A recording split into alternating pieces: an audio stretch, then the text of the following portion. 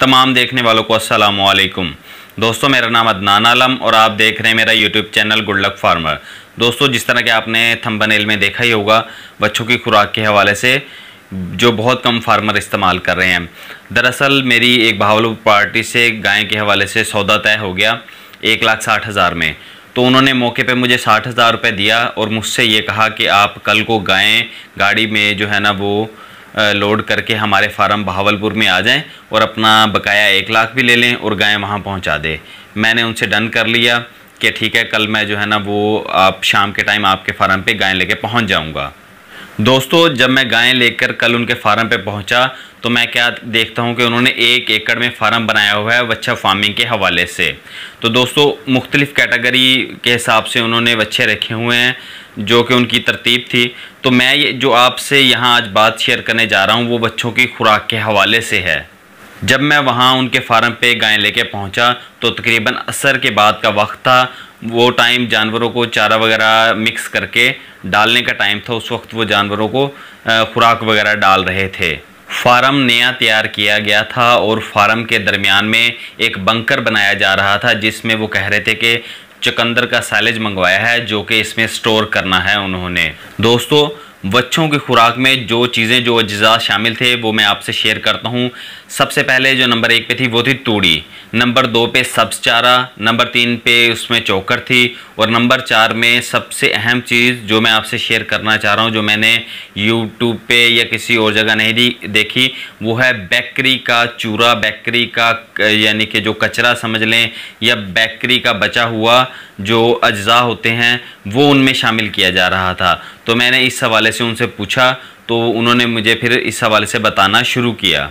उन्होंने मुझे बताया कि रस की कटाई के दरमियान जो चूरा निकलता है, जो भोर निकलती है, इसके अलावा पेस्ट्री वगैरह जो बनती है उसके जो अज्जा बच जाते हैं, जो क्लेम के तौर पे रस वगैरह वापस आता है और जो सारा दिन बेकरी में जो चीज़ें बच जाती हैं तो ये चीज़ें उनके किसी काम की नहीं होती, लेकिन हम उन्हें अपनी जानवर की खुराक में इस्तेमाल करते हैं जो कि जानवर के लिए बहुत मुफीद साबित होते हैं। इसके अलावा उन्होंने मुझे बताया कि बहावलपुर शहर की जो सबसे बड़ी बेकरी है उनसे उनका इस साल 1 साल का ठेका हुआ है 6 से 7 लाख रुपए में 1 साल का ठेका के एक दिन में जितना भी उनका कचरा इकट्ठा होता है बेकरी के हवाले से वो तमाम कचरा शाम को एक रक्षा जाता है और लोड करके फार्म पे ले आता है। इसमें रस का चूरा, पेस्ट्री, केक, क्लेम के बचे हुए रस और बिस्किट वगैरह शामिल होते हैं। दोस्तों, ये तमाम चीज़ें बच्चों की खुराक में शामिल की जाती हैं। और इसके अलावा मैं आपसे एक और बात शेयर करना चाहता हूँ।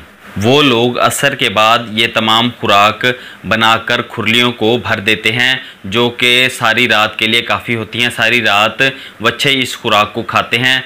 सुबह 10 बजे एक मुलाजिम है जो कि उन्होंने जो है बारीक आलू, जो छोटा आलू है वो स्टॉक किया हुआ है, वो 10 बजे जो है ना आलू आके डाल देता है। पानी ऑलरेडी खुरलियों में मौजूद होता है।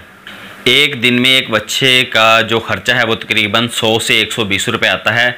इसके अलावा दोस्तों, मैं आपसे एक और बात शेयर करता चलूँ कि बेकरियों का जितना भी कचरा है हमारे इलाकों के हवाले से, जनूबी पंजाब की जो बहावलपुर, मुल्तान और रहीम खां सादकाबाद वाली पट्टी, ये तमाम बेकरियों का कचरा एक गाड़ी इकट्ठा करती है, इनको पे करती है बेकरी वालों को और इकट्ठा करके रहीम खां के किसी एरिया में माल को इकट्ठा किया जाता है, इस कचरे को इकट्ठा किया जाता है। जब बड़ी गाड़ी का माल तैयार हो जाता है तो गाड़ी लोड करके कराची पहुंचा दी जाती है। ये कचरा ज़्यादातर जो बेकरी का कचरा है ये कराची वाले फार्मर जो डेयरी फार्मिंग वाले हजरात हैं वो इस्तेमाल करते हैं और अपने जानवर की खुराक में इसको इस्तेमाल करते हैं। क्योंकि कराची में सब्ज़ चारा की कमी है इसलिए वो इसको इस्तेमाल करते हैं। इसके इस्तेमाल से बेहतरीन नताइज हासिल होते हैं क्योंकि इसमें अंडा और घी का और मैदे वगैरह का इस्तेमाल होता है जिसकी वजह से जानवरों की सेहत पर बहुत अच्छा असर पड़ता है। इसके अलावा दोस्तों, इसे बकरों वगैरह के लिए और दूध वाले जानवरों के लिए भी इस्तेमाल कर सकते हैं। दोस्तों, एक दफ़ा एक विहाड़ी साइड के एक भाई से मुलाकात हुई थी तो उन्होंने भी इस चीज़ का जिक्र किया था कि वो उनके शहर में भी कोई बड़ी बेकरी थी उनके घर के करीब ही, तो वो उस बेकरी का जितना भी कचरा होता था वो ख़रीद के ले आते थे और मंडी से तरोकड़ गायें वगैरह जो होती हैं इन्हें ख़रीद के ले आते थे 20, 30, 40 हज़ार रुपये की। तो वो अपनी तूड़ी और थोड़ा सा सब्ज़ चारा और ये बेकरी का आइटम उसमें शामिल कर देते थे। तो 6 महीने साल में वो जानवर अच्छा तैयार हो जाता था और दोबारा क्रॉस होके बच्चा वगैरह दे देता था। तो वो तकरीबन लाख सवा लाख में उन्हें सेल कर देते थे, जो कि बहुत अच्छा बिजनेस है। दोस्तों अगर आप भी किसी बड़े शहर के करीब रहते हैं और आपका भी कोई फार्म है, तो आप कोशिश करके इस कचरे को ख़रीद के अपने जानवरों को खिला सकते हैं। ख़ास तौर पे जो बड़े शहर हैं, मुल्तान, साहिवाल, उकाड़ा, इस तरह के बड़े शहरों में बड़ी बड़ी बेकरियां मौजूद हैं और इनका बेहिसाब जो है ना वो कचरा निकलता है, जिसको ख़रीद कर आप अपने वच्छा फार्मिंग और जो बकरे वगैरह तैयार होते हैं उसमें इस्तेमाल कर सकते हैं। एक तो ये इंतहाई सस्ता पड़ता है और जानवर इसको इंतहाई शौक़ से खाते हैं। बहुत शुक्रिया दोस्तों। अगर वीडियो पसंद आया तो प्लीज़ वीडियो को लाइक और मेरे चैनल गुड लक फार्मर को ज़रूर सब्सक्राइब कीजिएगा।